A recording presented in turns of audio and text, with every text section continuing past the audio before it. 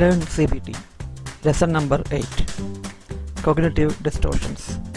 When your brain lies to you.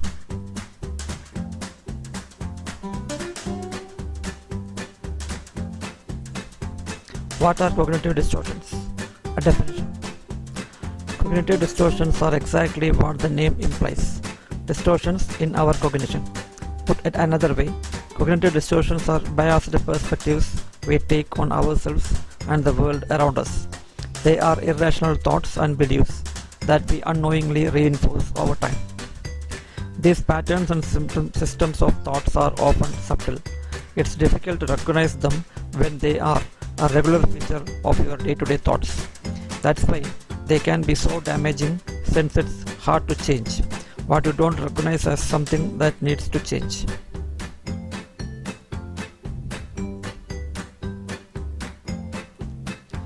Cognitive distortions comes in many forms, which we will cover in this particular piece, but they all have some things common.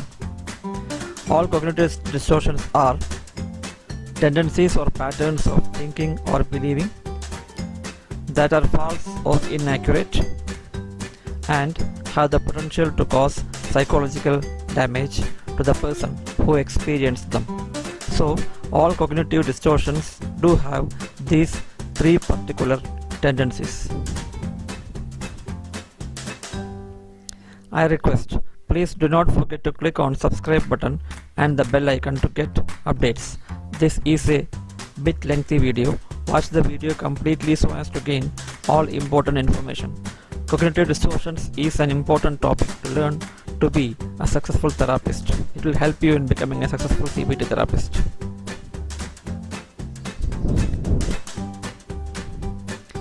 It can be scary to admit that you may fall prey to distorted thinking. You might be thinking, there is no way I am holding on to any blatantly false beliefs. While most people don't suffer in their daily lives from these kinds of cognitive distortions, it seems that no one can completely escape these distortions. If you are human, you have likely fallen for a few of the numerous cognitive distortions at one time or another. The difference between those who occasionally stumble into a cognitive distortion and those who struggle with them on a more long-term basis is the ability to identify and modify or correct these faulty patterns of thinking. As with many skills and abilities in life, some are far better at this than others.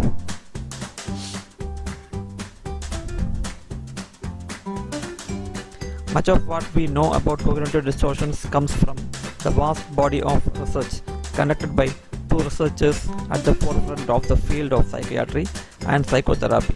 They are Aaron Beck and David Burns.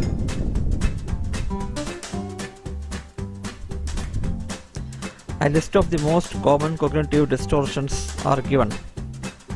Beck and Burns are not the only two researchers who have dedicated their careers to learn more about depression, cognitive distortions, and treatment for these conditions. There are many others who have picked up the torch for this research as well, often with their own take on cognitive distortions. As such, there are numerous cognitive distortions floating around in the literature, but we will limit this list to the most common 16.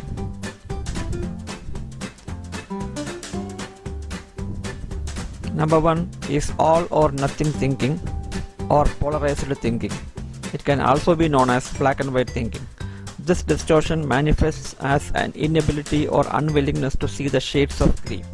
In other words, you see things in terms of extremes. Something is either fantastic or awful. You are either perfect or total failure.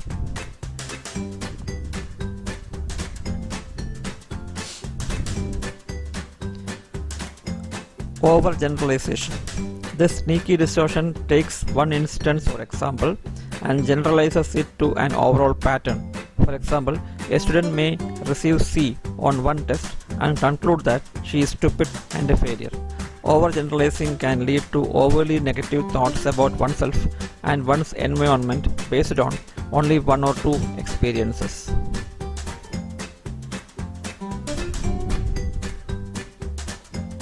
Mental filter. Similar to overgeneralization, the mental filter distortion focuses on a single negative and excludes all the positives.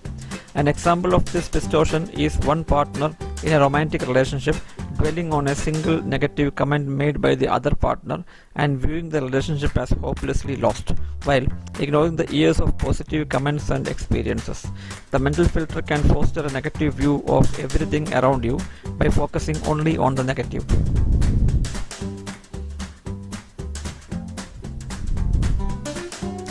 Disqualifying the positive. On the flip side, the disqualifying the positive distortion acknowledges positive experiences but rejects them instead of embracing them. For example, a person who receives a positive review at work might reject the idea that he is a competent employee and attribute the positive review to political correctness or to his boss simply not wanting to talk about his employee's performance problems. This is an especially malignant distortion since it can facilitate the continuance of negative thought patterns even in the face of lots of evidence to the contrary.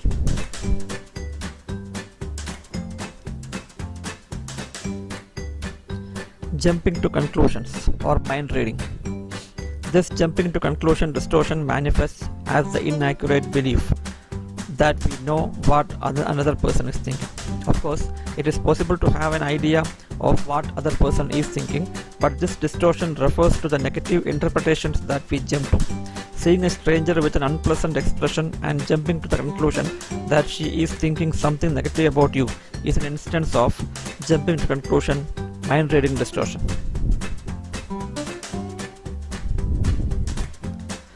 Jumping to conclusion, this is fortune telling. A sister distortion to mind reading, fortune telling refers to the tendency to make conclusions and predictions based on little to no evidence and holding them as gospel truth. One example of fortune telling is a young single woman predicting that she will never find love or have a committed to happy relationship based on only on the fact that she has not found it yet. There is simply no way for her to know how her life will turn out, but she sees this prediction as fact rather than one of the several possible outcomes. This is fortune telling, jumping into conclusions.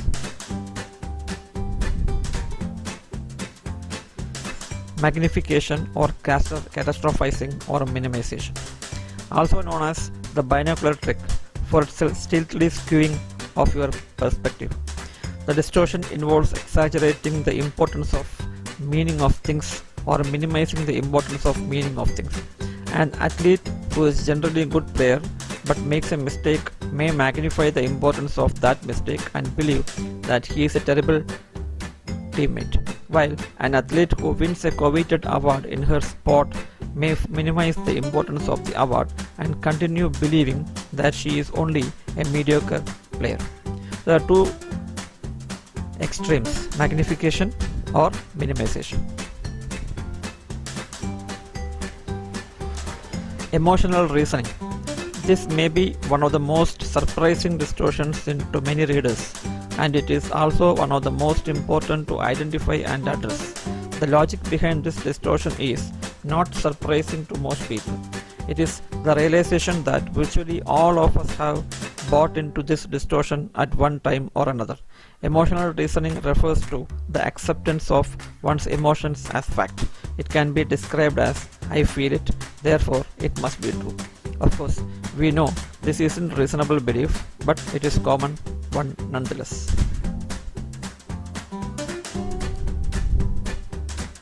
Should statements. Another particularly damaging distortion is the tendency to make should statements. Should statements are statements that you make to yourself about what you should do, what you ought to do, or what you must do. They can also be applied to others, imposing a set of expectations that will likely not be met. When we hang on too tightly to our should statements about ourselves, the result is often guilt that we cannot live up to them. When we cling to our should statements about others, we are generally disappointed by the failure of the others to meet our expectations, leading to anger and resentment.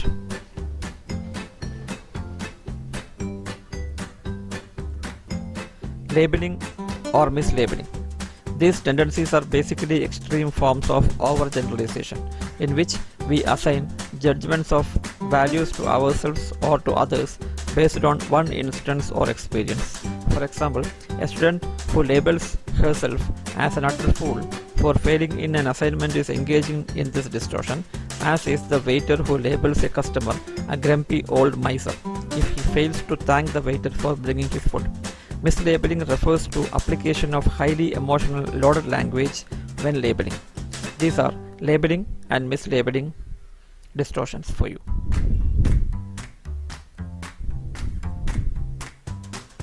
Personalization. As the name implies, this distortion involves taking everything personally or assigning blame to yourself for no logical reason to believe you are to blame. This distortion covers a wide range of situations, from assuming you are the reason a friend did not enjoy the girls' night out because of you, to the most severe examples of believing that you are the cause of every instance of moodiness or irritation in those around you.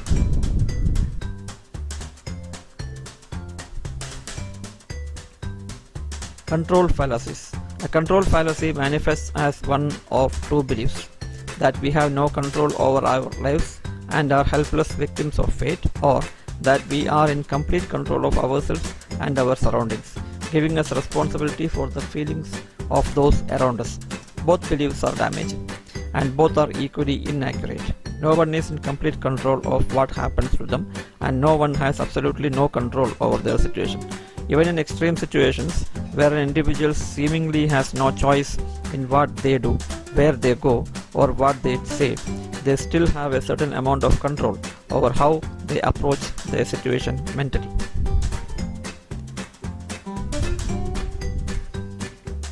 Fallacy of fairness. While we would all probably prefer to operate in a world that is fair, this assumption is not based in reality and can foster negative feelings when we are faced with proof of life unfairness.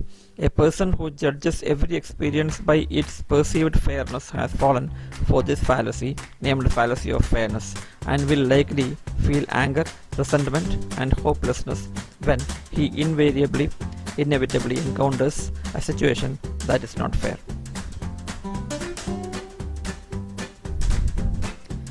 Fallacy of change. Another fallacy distortion involves expecting others to change if we pressure or encourage them enough. This distortion is usually accompanied by belief that our happiness and success rests on other people, leading us to believe that forcing those around us to change is the only way to get what we want. A man who thinks, if I just encourage my wife to stop doing the things that irritate me, I can be a better husband and a happier person, is exhibiting the fallacy of change. Always being right. Perfectionists and those struggling with imposter syndrome will recognize this distortion. It is the belief that we must always be right, correct, or accurate. With this distortion, the idea that we could be wrong is absolutely unacceptable, and we will fight to the metaphorical death to provide that we are right. For example, the internet commentators who spend hours arguing with each other over an opinion or a political issue far beyond the point where reasonable individuals would conclude that they should agree to disagree, are engaging in the always being right distortion. To them, it is not simply a matter of a difference of opinion, it is an intellectual battle that must be won at all costs. Heaven's reward fallacy.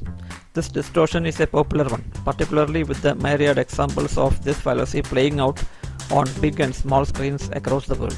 The heaven's reward fallacy manifests as a belief that one's struggles, one's sufferings, and one's hard work will result in just reward.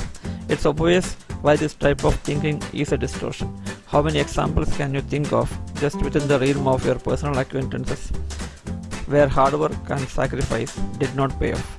Sometimes, no matter how hard we work or how much we sacrifice, we will not achieve what we hope to achieve. To think otherwise is a potentially damaging pattern of thought that can result in disappointment, frustration, anger, and even depression when the awaited result or reward does not materialize.